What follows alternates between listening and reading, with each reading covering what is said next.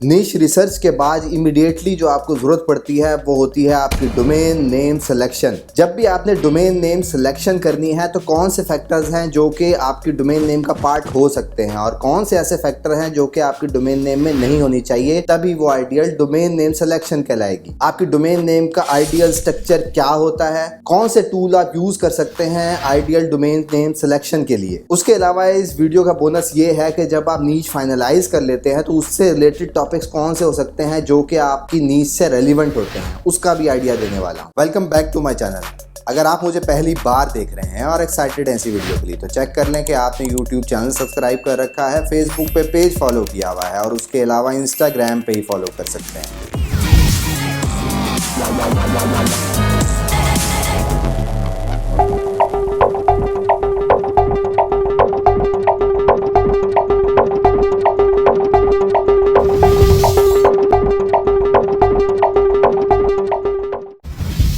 जी हाँ, मैं हूं Asfar, digital marketer, project consultant and a commercial blogger. आज की वीडियो को स्टार्ट करने से पहले आप चेक कर ले कि आपने इस वीडियो को लाइक किया हुआ है, क्योंकि सिर्फ आपका एक क्लिक मेरी मोटिवेशन, मेरी अपकमिंग वीडियोस के लिए बूस्ट कर देता है। जब भी आप डोमेन नेम सिलेक्शन करते हैं तो उसमें ये फैक्टर जरूर देखते हैं कि क्या उसमें बिजनेस नेम इंक्लूडेड है, ब्रांड नेम इंक्लूडेड है या नहीं। और डोमेन नेम सिलेक्शन का सबसे इंपॉर्टेंट फैक्टर ये है कि आपकी डोमेन .com होनी चाहिए, क्योंकि यूनिवर्सल TLD एक्सटेंशन है। जब भी आप किसी भी वेबसाइट की बात करते हैं तो आपके माइंड में .com ही आता है, तो इसलिए आपकी डोमेन नेम सिलेक्शन भी .com से रिलेटेड ही होनी चाहिए। जी हाँ, मुझे मालूम है कि इसको ढूंढना थोड़ा मुश्किल हो सकता है, पर आपने .com को ही फोकस रखना है। और प्रीमियम डोमेन की तरफ आपका बजट इजाजत देगा तो जाएंगे, अदरवाइज आपको .com $10 के अंदर ही मिल जाती है। तो आज की वीडियो में बहुत डिटेल से बताने वाला हूँ कि क्या आपको फॉलो करना चाहिए डोमेन फाइनलाइज करने से पहले और कौन सी चीजें फोकस करनी चाहिए जो कि आपकी डोमेन का पार्ट नहीं होनी चाहिए। सबसे पहले बात करते हैं इनसाइट्स की डोमेन नेम सिलेक्शन से रिलेटेड के, जिसमें आपका डोमेन नेम ब्रॉड होना चाहिए, यानी कि ऐसा बिल्कुल भी नहीं होना चाहिए कि आपने इतना स्पेसिफिक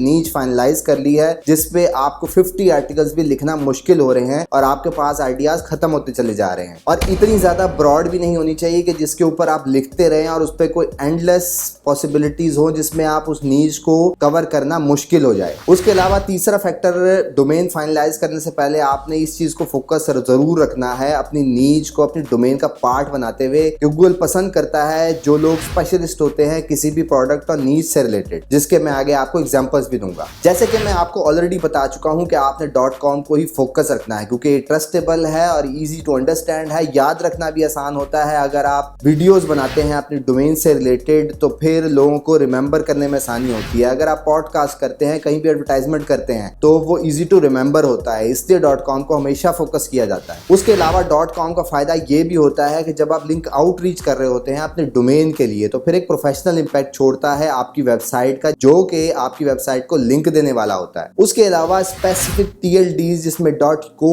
.uk, .fr, .us जैसी एक्सटेंशंस आती हैं, वो भी आप ले सकते हैं, पर डिपेंड करता है कि आपने अपनी नीश रिसर्च कैसे की हुई है। अगर आपने नीश रिसर्च में ये देखा है कि UK को टारगेट करना आसान हो सकता है, उस पर कंपटीशन कम है, तो फिर आप इस केस में किसी भी कंट्री TLD की तरफ जा सकते हैं, अदरवाइज आपको .com के साथ ही रहना है। बहुत ज़्यादा शॉर्ट और प्रोनाउंसेबल होना चाहिए आपका डोमेन नेम, जिसका बेस्ट एग्जांपल यह है कि 3 वर्ड्स मैक्सिमम होने चाहिए आपकी डोमेन नेम पर, इससे ज़्यादा बड़ा नहीं होना चाहिए, क्योंकि फिर वही बात आती है कि वो याद रखना मुश्किल होता है और फिर कम्प्लेक्स हो जाता है डोमेन नेम को पढ़ना। अब चलते हैं कि आपकी डोमेन नेम का स्ट्रक्चर कैसा होना चाहिए, जिसमें नंबर 1 पे आता है आपका नीच रिलेटेड वर्ड। वो सबसे पहला पार्ट होना चाहिए आपके डोमेन नेम का, जो कि पार्शियल मैच भी हो सकता है, कोई ब्रांड नेम भी हो सकता है और एग्जैक्ट मैच भी हो सकता है। अब जब ये चीज फाइनलाइज हो गई कि आपने डोमेन नेम का फर्स्ट वर्ड आपकी नीड से रेलिवेंट ही होना चाहिए। दैट सपोज कि अगर आप कैमरा के ऊपर वेबसाइट बनाने जा रहे हैं तो आपकी डोमेन का स्टार्ट कैमरा के वर्ड से ही होना चाहिए, और उसके साथ जो दूसरा फैक्टर आप ऐड करेंगे वो होगा ब्रांडेड वर्ड। इसकी एग्जांपल ऐसी ही है कि अगर आप लैपटॉप के ऊपर ब्लॉग बना रहे हैं तो फिर laptopworld.com कॉम आपको लेनी चाहिए। लैपटॉप आपका नीच और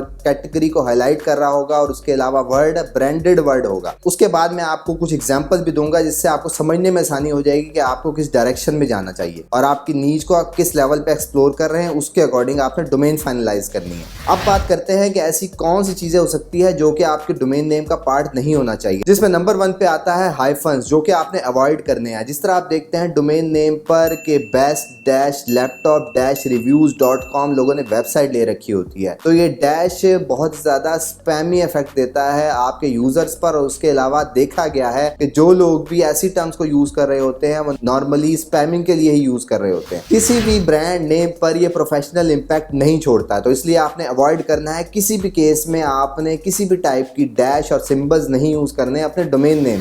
अब लेट सपोज आपने कैमरा की नीच को फाइनलाइज कर लिया है और आप कैमरे के ऊपर ही ब्लॉग बनाने वाले हैं, तो उसकी नीच रिसर्च कैसे होगी? जब आप कैमरे के ऊपर ब्लॉग बनाएंगे तो आपकी सब कैटेगरीज कुछ इस तरह से होंगी, जिसमें आएगा DSLR, lighting, tripod, lenses, flashes, bags और केसेस। उसके अलावा अगर आप इसको किसी और तरीके से मैनेज करना चाहते हैं जिसमें आप कंपनी को नहीं फोकस करना चाहते हैं और सिर्फ इन एक्सेसरीज की बेस पर डिवीजन करना चाहते हैं, तो फिर आपका स्ट्रक्चर अंडर $25, अंडर $50, अंडर $100 और अंडर $200 हो सकता है। उसके बाद दूसरी एग्जांपल है कि आपने फाइनलाइज किया हेडफोन को और हेडफोन के ऊपर ही आपने वेबसाइट बनाई थी, तो आप headphoneworld.com जैसा डोमेन फाइनलाइज कर लेते हैं। तो इसकी सब कैटेगरीज हो सकती हैं। ब्रांड नेम जो कि होगा टोजो, आईजॉय, सोनी, नोट, सैमसंग, कोर्डिन, ट्राइबिट। और इसका बेस्ट फार्मूला तो ये है कि आप इसको कैटेगरी वाइज डिवाइड करें, जिसमें कैटेगरीज हो सकती है कि जो लोग गेमिंग से रिलेटेड है, एक्सरसाइजिंग से रिलेटेड है, रनिंग, रिकॉर्डिंग, स्केटबोर्डिंग, मोटरसाइकिलिंग और स्नोबोर्डिंग, उसकी कैटेगरीज आप बनाएंगे और उससे रिलेटेड आर्टिकल लिखेंगे, जिसकी एग्जांपल हो सकती है best headphone for gaming, best headphone for exercising, for running, for recording. अब ये आइडियाज कोई भी नीचे आपने फाइनलाइज कर ली है, तो ये आइडियाज कैसे निकाले जा सकते हैं? उसकी बेस्ट एग्जांपल ये है कि आप amazon.com को ओपन करें और उसके यहाँ पर ऑल सेक्शन पे क्लिक करें। इसके इलेक्ट्रॉनिक्स कैटेगरी को ओपन करेंगे तो यहाँ से आपको मिल जाएगी हेडफोन्स की कैटेगरी। जब आप हेडफोन्स पे क्लिक करेंगे तो ऊपर जिस तरह मैंने आपको ब्रांड नेम बताए हैं वो इस सेक्शन में शो हो रहे होंगे। उसके बाद यही जो आपको कैटेगरीज बताई थी जिसमें गेमिंग, एक्सरसाइजिंग और रनिंग आता है, ये आपको इस सेक्शन में शो हो रही होंगी। सेम इसी तरह अगर मैं नीच फाइनलाइज कर लिया है होम से रिलेटेड और होम लाइटिंग से स्पेसिफिक रिलेटेड मेरी नीच फाइनलाइज हो गई है, जिसमें मैंने कीवर्ड फाइनलाइज कर लिए हैं जो कि लो कंपटीशन है, उसकी कैटेगरीज आप ब्रांड नेम वाइज बना सकते हैं, जिसमें बेलाकोर, लाइटिंग बल्ब्स,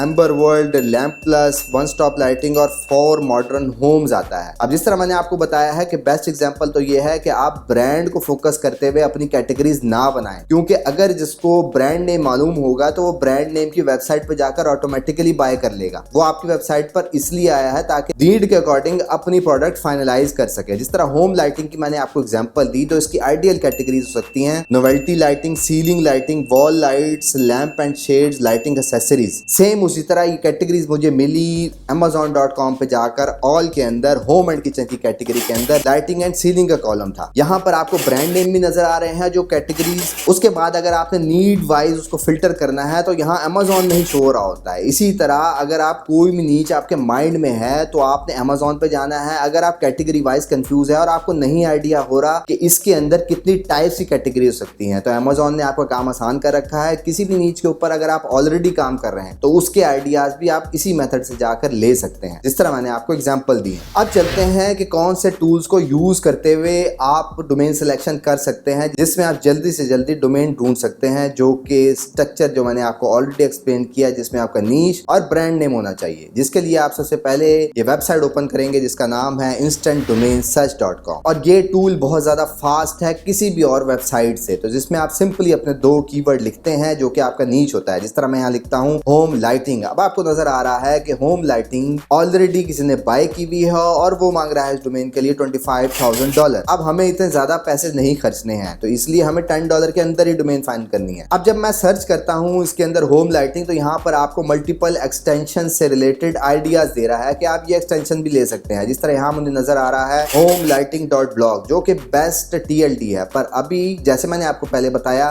कि हमने .com को ही फोकस रखना है, तो हम इस डोमेन पर नहीं जाएंगे और अपनी सर्च को कंटिन्यू करेंगे। उसके अलावा आप चेक कर सकते हैं एक और वेबसाइट है panb.com। यहाँ पर भी हम होम लाइटिंग सर्च करेंगे और उसके नीचे सी ऑप्शंस पे क्लिक करेंगे तो यहाँ पर जो ब्लू हार्ट नजर आ रहे होंगे वो निशानी है कि डोमेन एक्सटेंशंस अवेलेबल हैं, और जो ब्रोकन हार्ट नजर आ रहे हैं वो नॉट अवेलेबल हैं। अब जब आपको मैंने बताया कि .com ही लेनी है और हमें कोई भी किसी भी और एक्सटेंशन की तरफ नहीं जाना, तो हम ब्रांड नेम कैसे फाइंड कर सकते हैं? उसके लिए बहुत ही जबरदस्त आर्टिकल लिख रखा है instanthow.com ने, जहां पर वो बता रहा है प्रीफिक्स और सफिक्स जो कि आप यूज कर सकते हैं अपनी डोमेन नेम सिलेक्शन के साथ, जो कि आपका डोमेन नेम का पार्ट हो सकता है। उसके लिए आप इस लिंक को ओपन करेंगे जो कि मैंने डिस्क्रिप्शन में भी दिया हुआ, और यहाँ पर नजर आ रहे हैं आपको प्रीफिक्सेस और सफिक्सेस, मल्टीपल नेम, इसमें जो भी वर्ड आपको अच्छा लगता है। जिस तरह यहाँ मुझे सफिक्स के अंदर सेंट्रल बहुत अच्छा वर्ड लगा, इसको मैं अपने होम लाइटिंग के साथ सेम उसी तरह इंस्टेंट डोमेन सर्च के साथ सेंट्रल लिख देता हूं, तो यहाँ मुझे home lighting central.com available domain मिल गई है। इसी तरह जब आपको नीच से रिलेटेड डोमेन ढूंढने में मुश्किल आएगी तो फिर आप इस लिंक पे ओपन करेंगे। ये वो वर्ड्स हैं जो कि ब्रांडेड टेक्स्ट में यूज हो सकते हैं, जिसको आपने अपनी नीच के साथ ऐड करना है, तो इस तरह आपको नीच प्लस ब्रांडेड नेम हासिल हो जाएगा जो कि बहुत ही प्रोफेशनल इंपैक्ट देगा। तो ये थी आज की वीडियो डोमेन नेम सिलेक्शन से रिलेटेड। अगर ये तमाम बातें आपको अच्छी तरीके से समझ आ चुकी हैं तो फिर आप कमेंट में आई विल ट्राई इट लिखना मत भूलिएगा। उसके अलावा डोमेन नेम सिलेक्शन से रिलेटेड कोई भी आपका क्वेश्चन है या मैंने इस वीडियो में कोई चीज मिस कर दिया है तो फिर कमेंट में अपना क्वेश्चन जरूर प्लेस करें, मैं डिटेल रिप्लाई देने की कोशिश करूंगा। अपने दोस्तों को टैग जरूर करें जो कि ब्लॉगिंग स्टार्ट कर रहे हैं। जाने से पहले ये जरूर चेक कर लें कि आपने यूट्यूब चैनल सब्सक्राइब कर रखा है, फेसबुक पे पेज फॉलो किया हुआ है, और उसके अलावा इंस्टाग्राम पे ही फॉलो कर सकते हैं। That's all for today. Thank you very much. Have a good and safe day.